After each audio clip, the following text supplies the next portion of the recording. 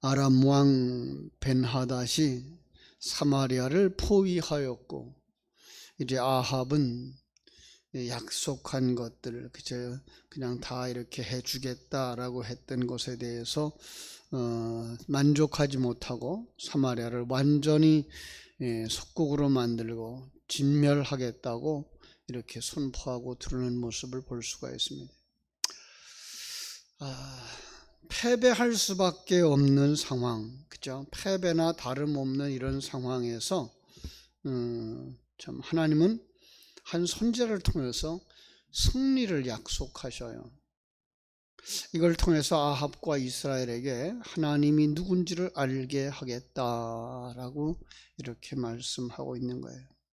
이 세상에서 일어나는 일들, 크고 작은 일들이 있죠, 그죠? 그런 것들을 통해서 뭘 할 수 있다고요? 하나님을 알게 하신다. 이런 생각을 해볼 수 있어요. 다니엘 기도회의 강사들을 통해서 가끔은 그런 생각해요. 전혀 우리와 다른 삶을 사는 것처럼 보이는 사람들, 그죠? 그들 속에서 여러분들은 그 사람이 그런 일을 경험했구나, 하나님은 그 사람에게 그렇게 축복하셨구나, 이 부분을 보시는 게 아니라 하나님이 일하시는구나, 그 하나님을 아는 사람들이 되어야 돼요. 왜냐하면 그분들 속에 역사하신 하나님은 지금 우리 가운데 역사하고 계시다는 사실이에요. 이게 있어야 돼요. 그분들은 특별한 사람들이었나 봐, 이게 아니라 그 하나님이 나와 함께 하시는 하나님이다라는 것. 물론 거기에 합당한 이제 믿음도 있어야 되겠고 그릇도 되어져야 되겠죠. 그러나 우리 간증을 들으면서 여러분 느끼는 게 뭐예요?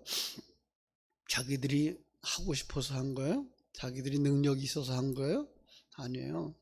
하나님이 하도록 하셨어요. 이미 하나님이 주신 것 가지고 하나님이 하시는 일, 그 일에 열어놓으시고 인도하시고 계신 모습을 볼 수가 있는 거죠. 그 속에서 뭘 볼 수 있어야 돼요?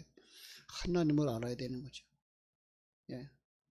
그리고 이렇게 다니엘 기도를 통해서 여러분들이 하나님은 그렇게도 일하시는구나, 내게도 그렇게 일하시고 계시는구나를 보실 수 있어야 되고, 더 순전하게 하나님의 인도하심에 잘 따라가는 사람들이 되어져야 할 것입니다. 자, 우리에게도 이렇게 승리가 약속되어졌다는 사실을 한번 보고 이제 13절 한번 같이 읽어보겠습니다. 한 선지자가 이스라엘의 아합 왕에게 나아가서 이르되, 여호와의 말씀이 네가 이 큰 무리를 보느냐? 내가 오늘 그들을 내 손에 넘기리니 너는 내가 여호와인 줄 알리라 하셨나이다. 이 선지자는 누군지 알려지지 않아요. 엘리야는 아닌 것 같아요, 그죠? 당시에 선지자가 또 있었는데 미가 선지자도 아닌 것 같아요. 왜냐하면 미가 선지자 역시 좋은 소식을 전해준 적이 없어요. 그러면 누굴까? 당시 아마 무명의 선지자, 엘리야 선지학교의 생도 중에 한 사람은 아닐까라는 거예요. 그거 관계없어요, 그죠? 하나님은 평신도를 통해서도 말씀하시고 심지어는 불신자를 통해서도 말씀하시는 하나님인 것을 우리는 알아야 돼요, 그죠? 환경을 통해서 깨달아 알아야 되고, 성경 속에 누구를 통해서 얘기해요?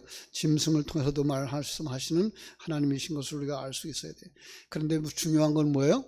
그 메시지를 어떻게 듣느냐라는 거예요. 영적인 귀가 열려야 되는 거죠, 그죠?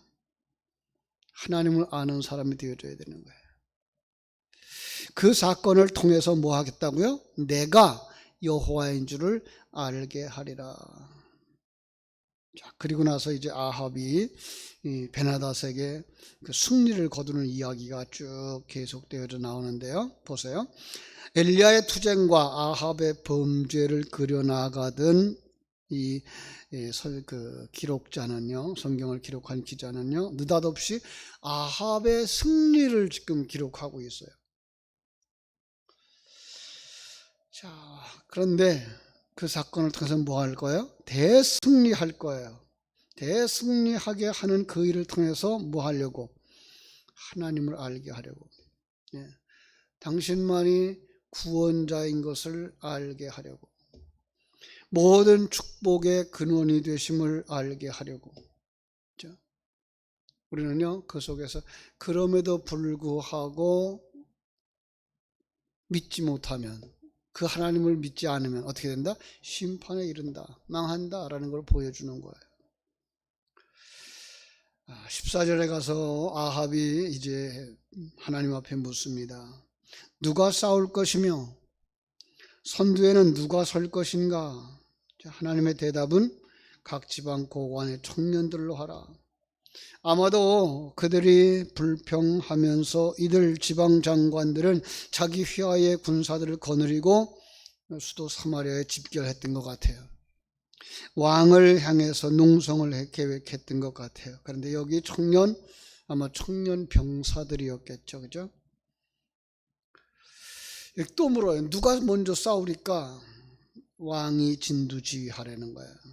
그래서 15절 아합이 이에 각 지방 고관의 청년들을 계수하니 232명이요 그 외의 모든 백성 곧 이스라엘 모든 자손을 계수하니 7,000명이었더라.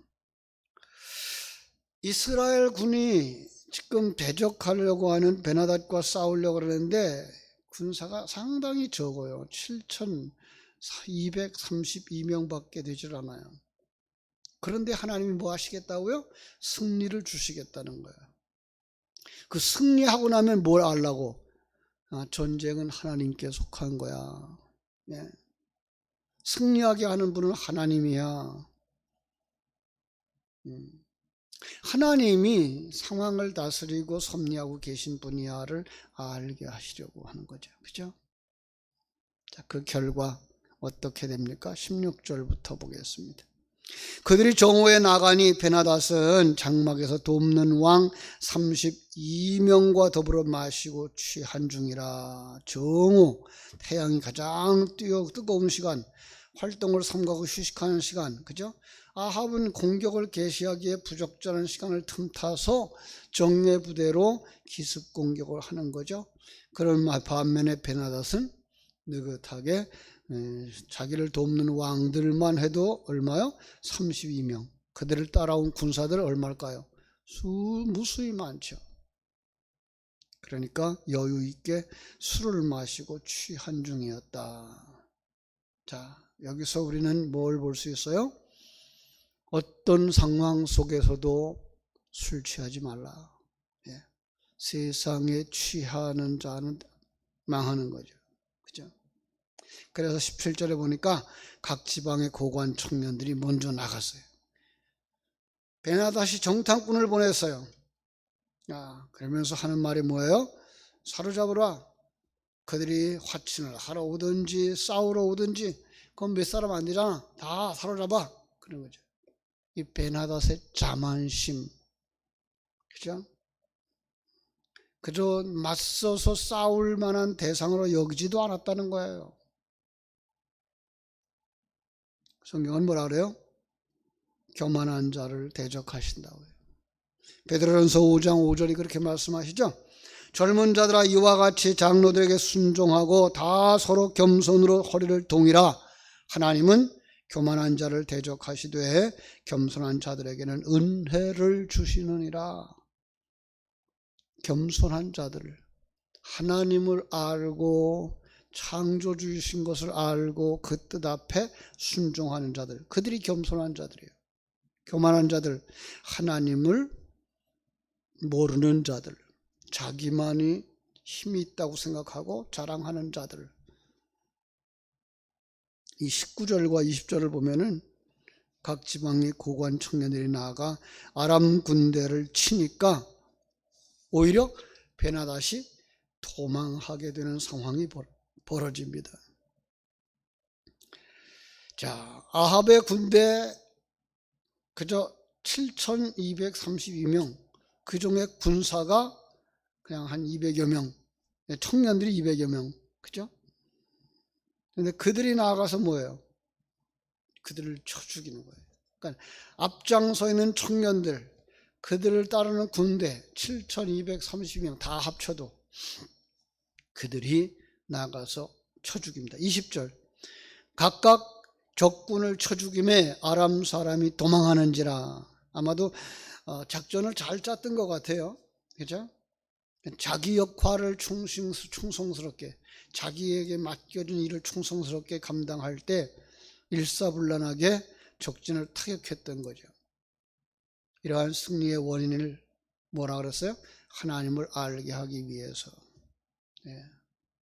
이 땅에 살아가는 날 동안 우리가 고난의 때나 승리의 때, 그죠? 평안의 때, 그때에 우리가 뭘 볼 수 있어요? 하나님을 볼 수 있어야 돼요. 하나님의 일하시는 모습을 볼 수가 있어야 돼요. 그죠? 결국은 21절 이스라엘의 왕 아합이 나가서 말과 병거를 치고 또 아람 사람을 쳐서 크게 이겼다. 당시 아람 군대는 대군이었음에도 불구하고 겁에 질려서 변변히 대항도 못한 채 죽임을 당했어요. 반면에 악한 왕 아합이었지만 그럼에도 불구하고 말씀에 하나님의 인도하심을 따랐고 하나님의 말씀에 순종하자 승리할 수 있었어요. 다시 한번 생각해 봅니다. 왜 하나님은 이런 악한 왕에게도 은혜를 베푸실까? 하나님은 자격 없는 자에게도 은혜를 주신다라는 거예요. 사실 우리들도 아합과 다를 바 없는 자리에 있었죠. 그런데 은혜를 받은 자들이에요. 하나님의 생명을 받아서요. 믿음을 받았어요. 하나님과 동행하고 있어요. 이게 큰 은혜예요. 우리가 아합이라 그래서 우리보다 얼마나 더 악했을까가 아니라 우리는 알아야 되는 게 내가 아합이었구나 깨달았으면 더 좋겠습니다. 그러나 거기서 잊지 말아야 될 건 뭐예요? 죄에 대하여서는 하나님이 반드시 징계하신다. 예. 하나님의 은혜에도 불구하고 그들이 온전히 하나님을 순종하지 않으면, 끝까지 순종하지 않으면, 이건 우리가 끝까지 붙잡고 가야 되는 것이고요. 더 중요한 건 그 속에 하나님의 생명이 있는 것이 중요한 거예요. 하나님의 생명이 있는 자들은 끝까지 붙잡을 수밖에 없는 거죠. 하나님을.